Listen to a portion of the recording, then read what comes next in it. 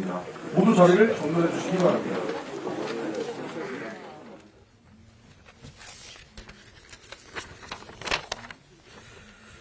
이 2단계 권력기관 개혁의 첫 입법인 소통을 위한 검찰청법 것이라고 개정안의 하니까 본회의 의결을 앞두고 있습니다. 무척 국민의힘은 정치적 이득을 위해 합의를 일방적으로 파기했지만 우리 민주당은 국민 앞에서 한 약속을 지켜야 합니다. 수사권과 기소권의 분리로 국민의 인권은 제대로 보호하면서도 국가적 수사 역량은 더 강화하자는 우리의 입장은 지극히 정당합니다. 그래서 우리 민주당은 더 무거운 책임감으로 여야 합의사항을 끝내 지켜내서 권력기관 개혁을 완수해 가야 합니다. 가칭 중대범죄수사청 설치를 6개월 내에 입법화하고 그로부터 1년 이내에 검찰의 남은 직접 수사권도 폐지하기 위해 국회 사법개혁 특위를 가동하기로 한 여야 합의도 흔들림 없이 그리고 지체 없이 추진되어야 할 것입니다. 어제 운영위에서 사법개혁 특위 구성 결의안이 의결되었습니다.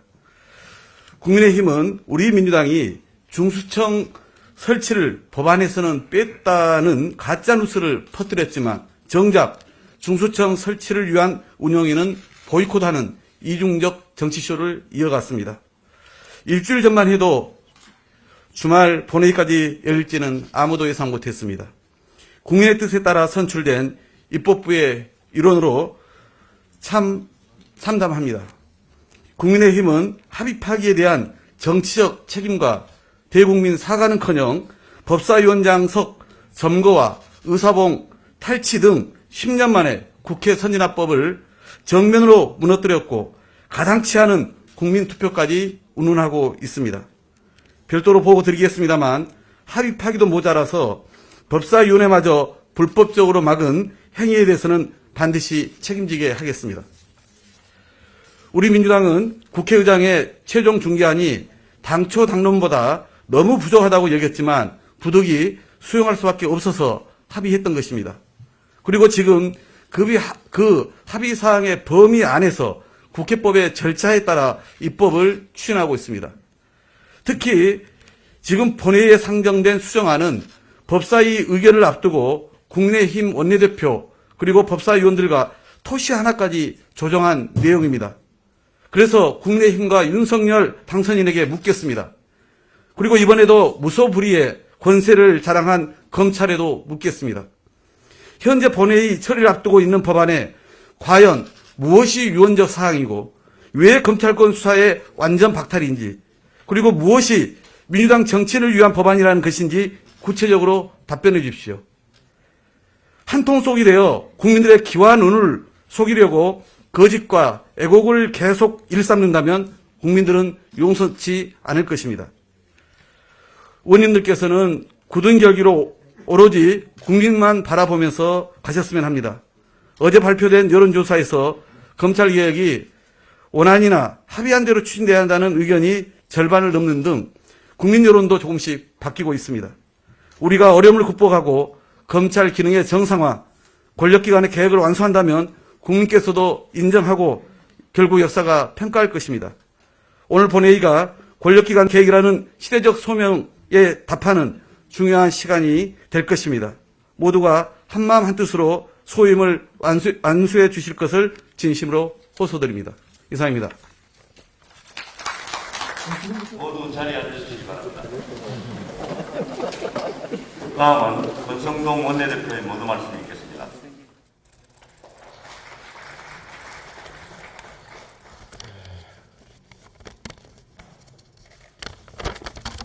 주말인데도 이렇게 나와주신 의원님들께 감사의 말씀을 드립니다. 문재인 대통령께서 청와대 이전을 반대하는 국민청원에 대해서 국가의 백년 대계를 토론도 한번 안 하고 밀어붙이면서 소통을 위한 것이라고 하니까 무척 모순적으로 느껴진다라고 청와대 이전에 대해서 비판적인 발언을 했습니다. 참으로 어처구니 없는 유체이탈, 내로남불이 아니라고 할 수가 없습니다. 문재인 대통령의 발언은 검수완박에 대한 비판이라고 해도 저는 괴리가 없다 이렇게 생각을 합니다.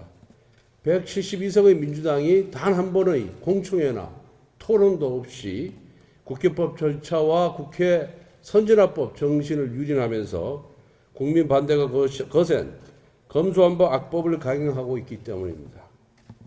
100번 양보해서 청와대 이전이 백년 대계라면은 대한민국의 형사 시스템, 형사사법 시스템을 고치는 문제는 천년 대계라고 할 수가 있습니다.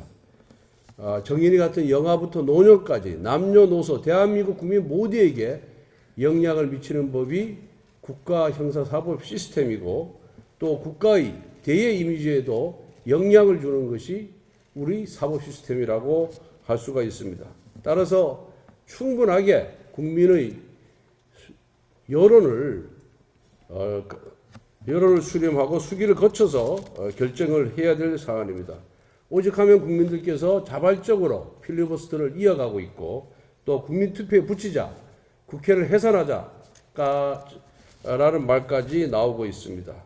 그렇지 않아도 국민청원이 민심이고 국민 분열의 장으로 변질되었다는 비판이 나오는 가운데 문재인 대통령이 마지막 청원마저 정치적으로 이용한 것은 참으로 유감스러운 일이라고 할 수가 있습니다.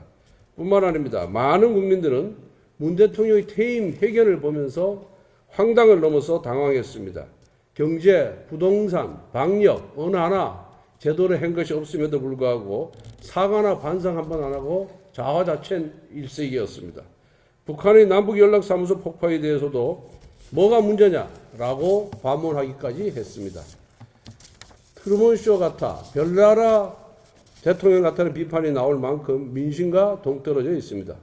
도대체 누가 대통령이 눈과 귀를 가리고 있는 것인지 또 청와대라는 구중궁궐에 앉아서 듣기 좋은 말만 들으며 5년을 보냈던 건지 참담한 심정입니다. 그래서 제가 직접 문 대통령을 만나서 진짜 민심의 목소리를 들려드리겠다고 면담 요청을 한 것입니다.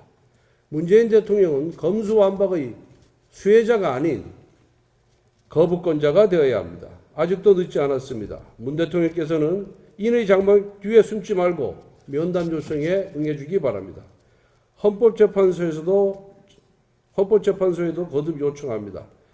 헌재는 지금의 사회적 혼란과 헌법 파괴 상황을 막을 의무가 있습니다. 헌재는 검수완박 악법의 중대한 절차적 하자를 바로 잡아야 합니다.